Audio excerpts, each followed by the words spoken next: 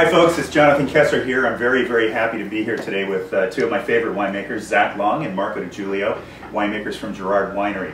Also the artists behind Artistry, the 92-point rated wine that is just absolutely fabulous Bordeaux blend.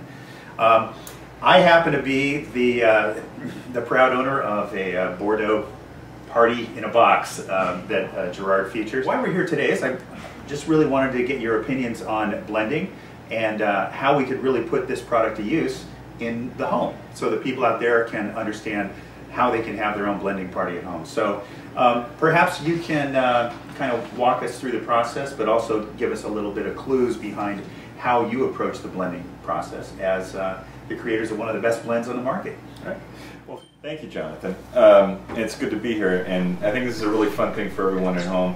And we encourage you, as you're listening to this, have your kid out and try to follow along, perhaps, because I think you might be able to get a little more out of it by following what we're doing here. And pay no attention to those trucks and all the noises in the background. Good point. It's harvest time. That's right, and we're in the lab in the winery, and occasionally you'll hear the beeping of the forklifts backing up and what have you. We're crushing grapes today. So the Girard Artistry, as you said, that is really one of the cornerstones of our winery. We've been producing the blend from the 5 traditional Bordeaux varietals since the late 1990s, and it's really what we've built a lot of our reputation on over the years, as you pointed out. And the way that Zach and I approach this is really to try to maintain a certain consistency of style from year to year, but also being very careful to preserve the vintage variations that do happen from year to year. And so that's why we don't have a set formula for what this blend is going to be, and that's why you at home can have the fun of playing with this, because there are no written rules here. It's basically the way that you want to approach this is perfectly up to you and can match your personal preference.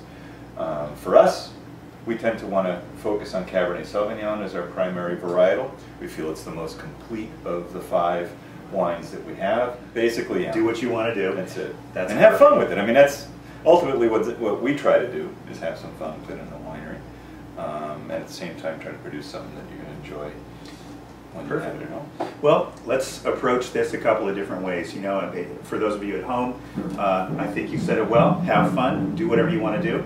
But for the sake of just kind of getting a blending 101, real quick presentation on that, let's take it from your perspective, Zach. Where do you start, and what's the process behind the blending? What are the components? Well, what we'll do is we'll take you through generally how we would approach this, which, as Marco said, we are looking for a Cab Sauv based wine.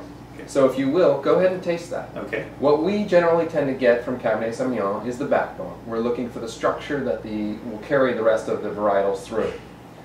Now, what we're really looking for from the other pieces is accents. We're looking to fill out the palate, we're looking for areas of interest, we're looking for fruit, we're looking for aromatics. Okay. So as you taste each one of these wines, keep thinking about the sensations you have, the visual effects you have, the aromatics you have, and on each wine you're going to notice everyone brings a little something different to the table.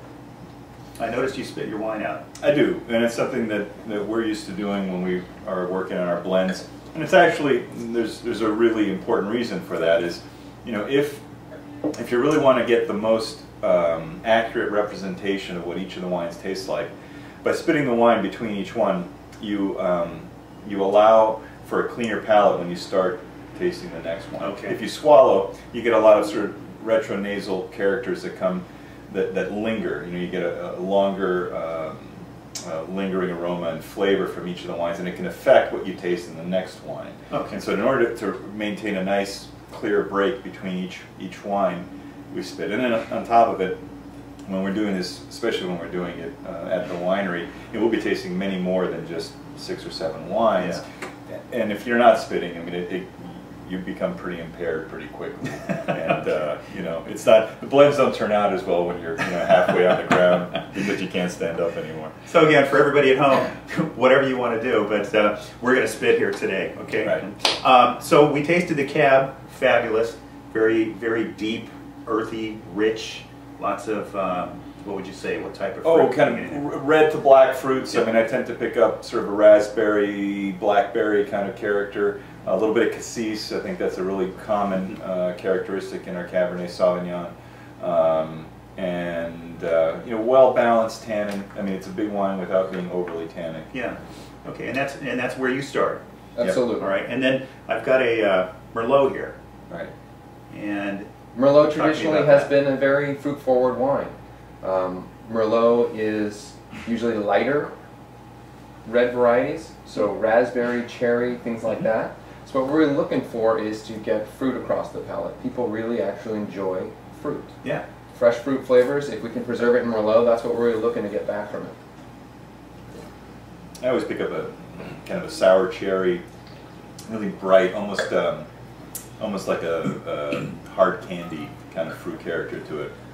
That's really nice, you know, and a little bit of it goes a long way in the blend. Yep. One of the things too to notice, I think, as you taste through it, besides picking up the flavor and the aroma portion of it, think also about how it sits on your palate and what kind of finish does it have. How full is it on the palate? Does it hit across your palate evenly from start to finish? Are there gaps in that? Those are things that as you start to piece your blend together, you want to try to, you know, fit the pieces of the puzzle in a way that creates a seamless whole. Okay, perfect. Now we're not doing this in any particular order. Here, any order you want. Here we go. This is the next one in the lineup. Here is the Malbec. How does that fit in? Malbec, first most striking thing you notice is the color. All of these wines are going to have different amounts of color to them in different shades. Malbec not only being a very beautiful wine visually, also striking levels of fruit. Deeper red fruits, maybe even to the rhubarb level, but also a very thick wine. It actually coats the entire palate.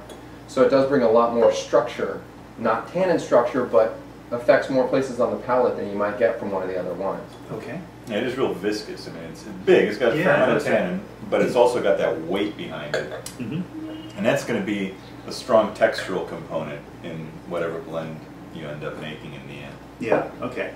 All right, so now we've got our Cabernet Franc, and that's one of my favorite blends.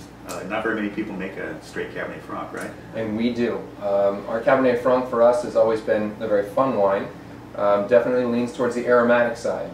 What you're going to get is a lot of the same flavor attributes that you would in a Cabernet, but definitely has more on the aromatics. So this is one of those wines that adding to the blend is going to make it really jump out of the glass at you. Wow, yeah, it sure does. Okay. Yeah. Any other comments on the Cabernet Franc? Yeah, the other thing I always look at Cabernet Franc is it's a whenever we get it into a blend, it sort of lifts the aromatics of all the other wines. So even it goes beyond the particular aromatic characteristic of that wine. It seems to do something to kind of elevate the aromatics of all the other wines, and we look at it as kind of an intensifier in that sense. Right. And it's something that we feel it's one of the real key components. We might be able to make do with some of the other things in smaller percentages, but we always want to see a certain amount of Cab Franc because it just lifts everything else. Beautiful. Okay, and then of course the final ingredient that we have in the blend is the Petite Verdot. And what is that going to do for us? Ironically, Petite Verdot being the last one we're tasting is really going to emphasize the finish.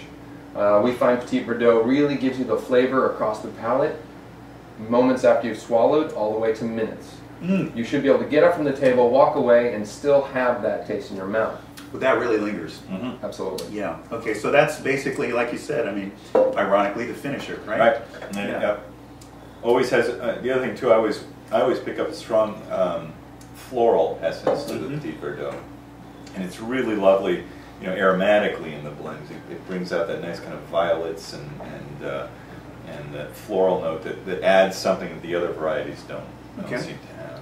Perfect. So we've got all our ingredients. We've got our Cabernet Sauvignon sort of as a base for the creation, and then we've got our Merlot to add those bright fruit highlights, that deep fruity mouthfeel, not mouthfeel, the fruit in the blend, and then we've got the Malbec, and that again is going to. You're going to bring up a lot of the textural strength of the blend, real velvety, big tannin, and at the same time, lots of black ripe fruit. Yep. Then your Cabernet Franc, of course, is like you said, it's going to kind of lift all of those things and just add a little bam to the whole blend.